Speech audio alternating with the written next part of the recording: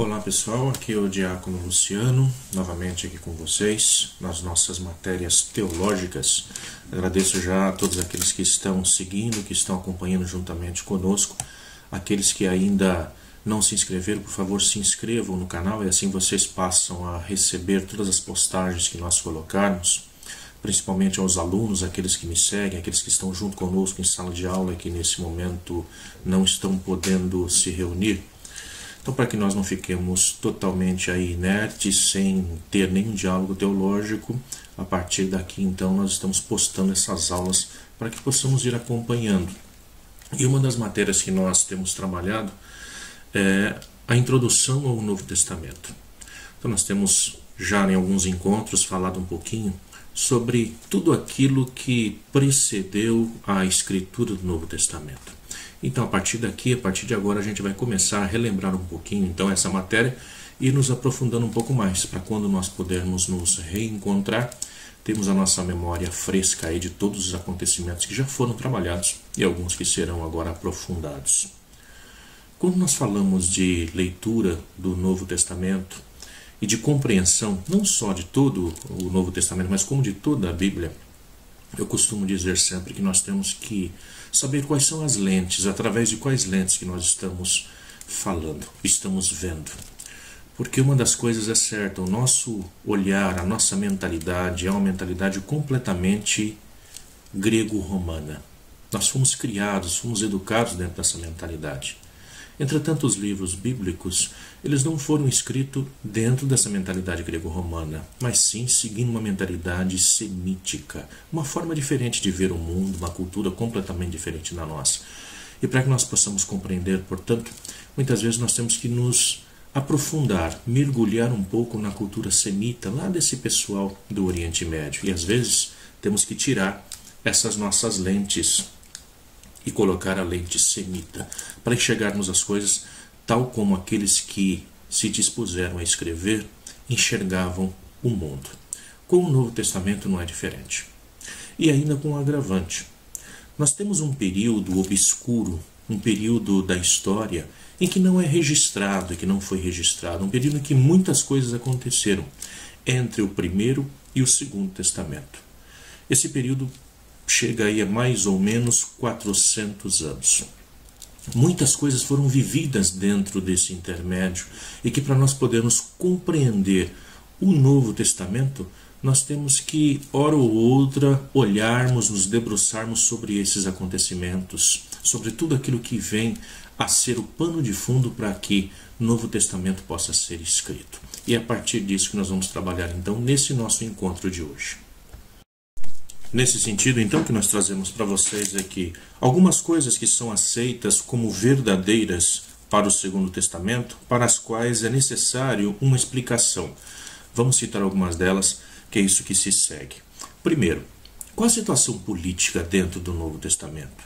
Quem é aquele que está governando? Qual que é o poderio que está à frente? Quem domina o mundo?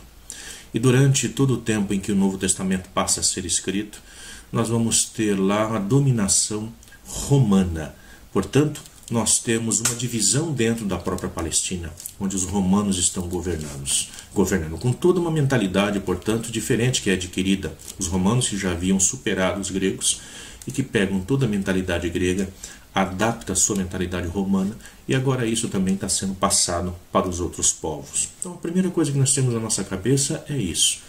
Quando o Segundo Testamento passa a ser escrito, a dominação, naquele instante, é a dominação romana. Com a dominação romana, com a forma de domínio e de expansão do poderio romano, é criado aquilo que nós chamamos da Pax Romana. O que foi a Pax Romana?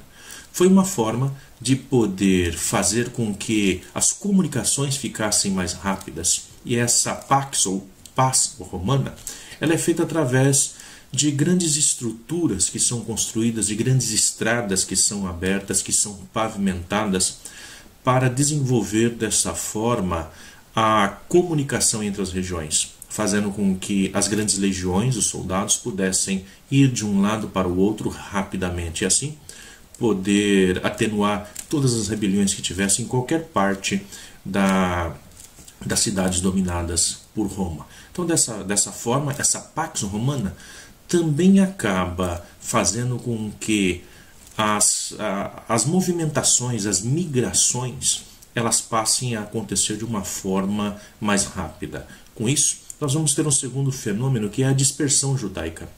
Ou seja, os judeus passam a estar em cada cidade principal do Império Romano. Para todos os lados em que o Império Romano vai, os judeus acabam também se espalhando por todas essas direções. E uma segunda coisa que nós temos que ter na nossa mente também é que com essa distribuição, portanto, nós passamos a ter uma sociedade praticamente urbana. Não uma sociedade que se fixa mais somente na roça, no trabalho do campo, mas uma sociedade urbana. Isso se deve principalmente na cidade de Jerusalém ao fato de que o templo, o grande templo de Salomão, ele passa por uma grande reforma agora, nesse período em que Herodes está no domínio. E, portanto, onde nós temos grandes obras a serem construídas, acaba sendo necessário cada vez mais a presença de pessoas que venham para fazer o trabalho forçado. O templo é algo que demorou, portanto, muitos anos para ser reformado, para se fazer toda a sua estrutura como ele passou a ter. Portanto, para isso, pessoas vêm de toda a parte do mundo para executar esse trabalho, fazendo com que as cidades vão crescendo cada vez mais. Dessa forma, se tornando uma cidade tipicamente urbana e não mais campesina. Uma outra questão que sempre passa na nossa mente, na nossa cabeça, é qual que era a língua falada naquele tempo?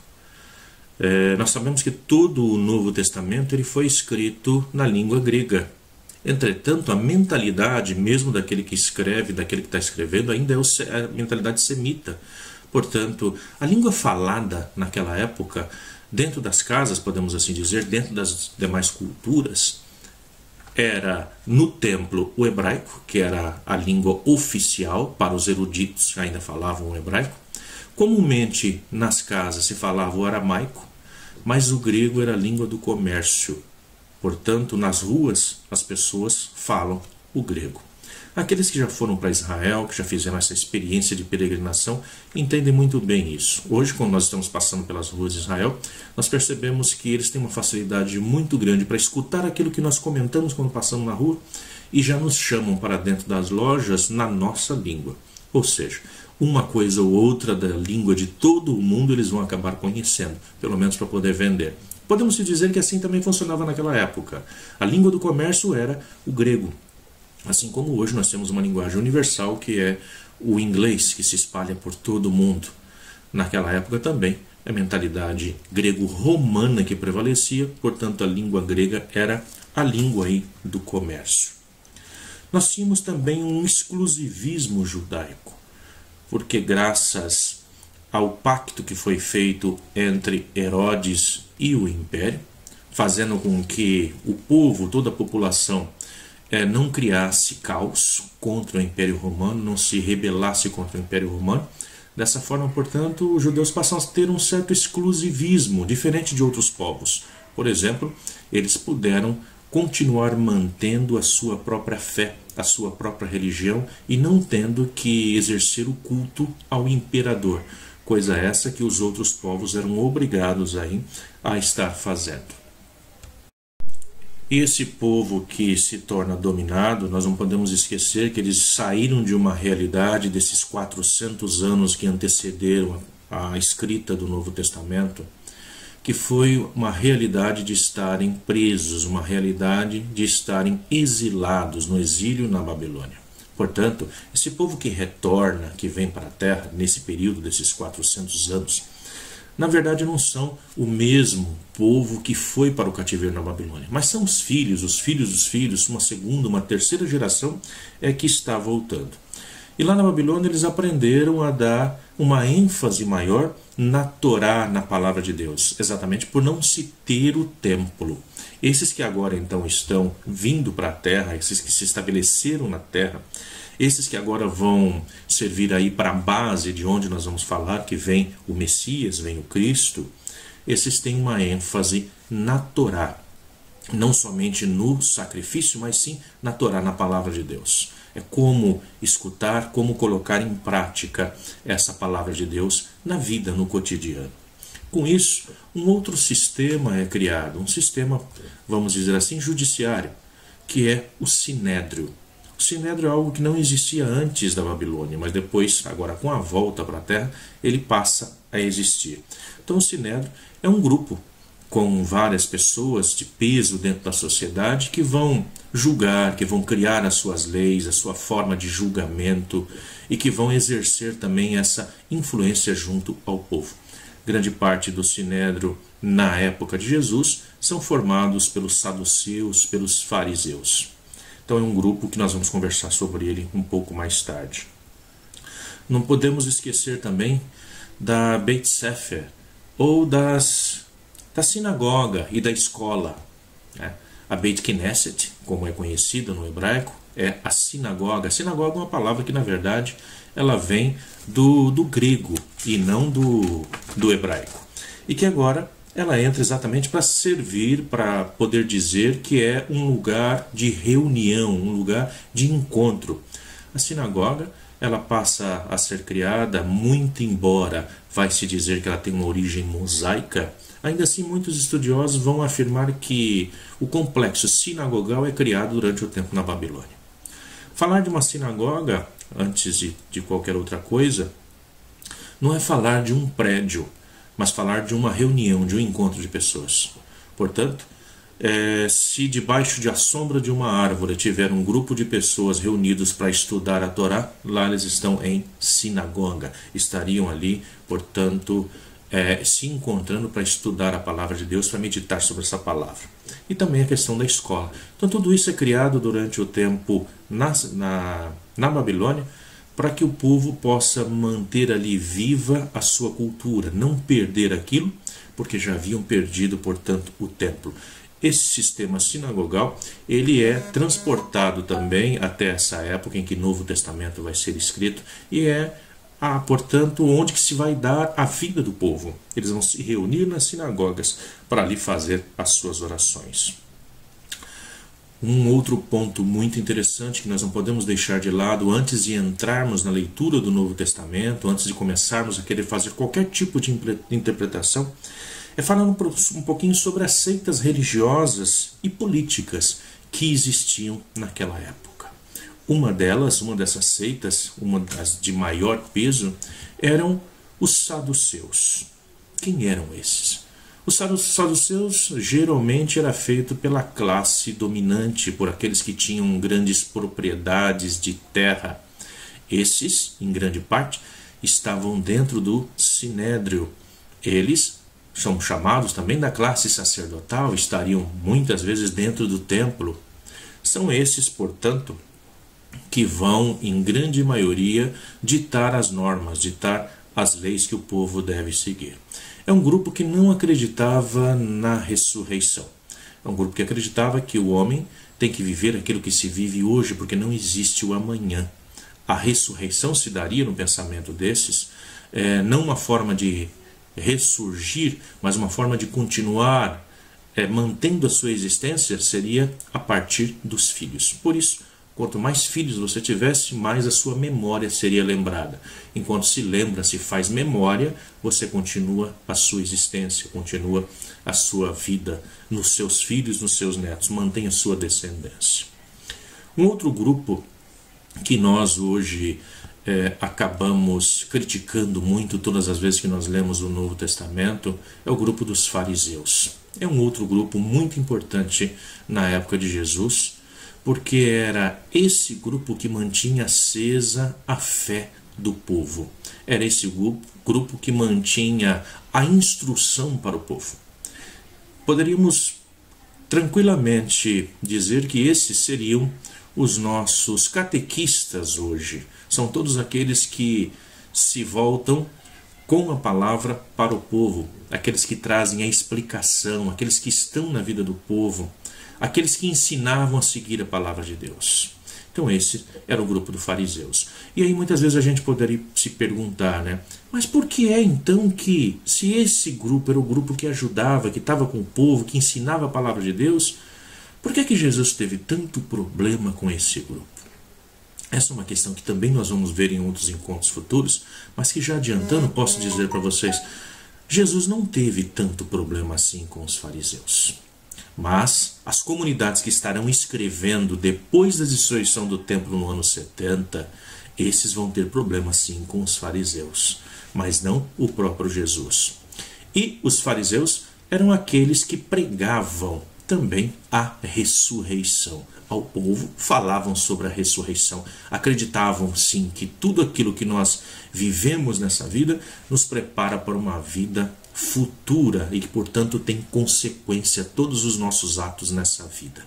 Portanto, temos que agir bem de acordo com a Torá, de acordo com a palavra de Deus, para que dessa forma possamos receber a grande herança de estarmos com Deus em uma nova vida, numa vida eterna. É um grupo que vale a pena a gente se aprofundar nele mais para frente. Um outro grupo muito interessante eram os essênios. Nós escutamos muito nos nossos encontros semanais, escutamos muito quando lemos ou quando escutamos alguém ler a Bíblia para nós, Novo Testamento, falar sobre os essênios. Esse é um grupo muito interessante. É um grupo basicamente, de sacerdotes, mas que já não mais confiavam no templo, porque afirmavam que o templo, os sacerdotes do templo, se deixaram corromper. O templo foi corrompido, portanto, Deus já não estaria mais dentro do templo.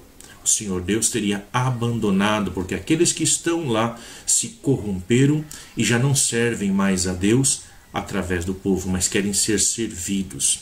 Esses, portanto, vão se afastar do mundo. Em Qumran, uma região no Mar Morto, aproximadamente 427 metros abaixo do nível do mar, eles vão criar um sistema onde juntos vão viver em cavernas, vão viver em casas construídas sobre um pequeno platô, e lá vão ter todo o seu sistema de agricultura, vivendo na dureza do deserto, no calor do deserto. E ali vão levar uma vida de ora et labora, ou seja, oração e trabalho. Onde eles trabalham durante o dia, cultivam seus próprios alimentos. E nesse tipo de comunidade, de sociedade, quando for à tarde, eles se sentam para fazer as leituras da palavra de Deus, copiar, fazer as cópias dos livros sagrados, e também ali escreviam muito sobre a vida na comunidade, como se desenvolviam. E hoje nós sabemos um pouco mais sobre a vida deles graças aos chamados pergaminhos do Mar Morto, que foram encontrados em 1948, lá mesmo na região do Mar Morto, quando um beduíno, um cuidador de cabras, um pastor, que pastoreava pela região, perdendo uma cabra que entra dentro de uma das cavernas, ele vai, para fazer com que ela saia de lá, ele lança uma pedra lá para dentro para assustá-la. E de repente ele escuta um barulho diferente, um barulho de uma pedra batendo num pote. E ele entra então para poder ver, e lá ele encontra um pergaminho, encontra todo um livro. Então ele vai levar isso a um amigo seu, sapateiro, cristão, interessado em ver se era possível fazer uma sandália para ele com esse material. O amigo percebe que ali tem alguma coisa interessante e, mandando então esse material para ser analisado pelas autoridades, vai descobrir que ali era um rolo do livro do profeta Isaías. Então, a partir daí, começa uma correria para poder encontrar esses pergaminhos do Mar Morto, que hoje chegam até as nossas mãos e que nos permite saber um pouco mais sobre essa época. Os essênios, portanto, eles saem do templo e vão viver essa vida no deserto, essa vida nômade. Com a destruição do templo, lá no ano 70, um pouco antes disso, por volta do ano 66, quando estoura a Guerra Judaica, os rolos que estão no templo são levados para esses essênios, que vivem lá na região, portanto, chamada de Qumran. E lá, esses rolos são escondidos dentro das cavernas, como são colocados dentro de vasos com azeite, o azeite conserva o couro e conservou durante milênios até chegar às nossas mãos. Um outro grupo também muito importante para lermos e conhecermos o Novo Testamento são os escribas. São aqueles que vão escrever, são aqueles que vão fazer a cópia, são aqueles que vão escrever as leis que o povo tem que estar seguindo. Um outro grupo, do qual nós conhecemos e muito escutamos falar, eram os zelotes ou zelotas. Esse era um grupo que esperava a vinda do Messias, porque dentro desses 400 anos em que nós temos entre um testamento e o outro, começou a se professar muito a crença no Messias, aquele que viria para assumir o trono de Israel. E temos pelo menos aí duas bases que se apoiavam para descrever o Messias. Uma base vai dizer que o Messias seria aquele que viria ao mundo para julgar o mundo.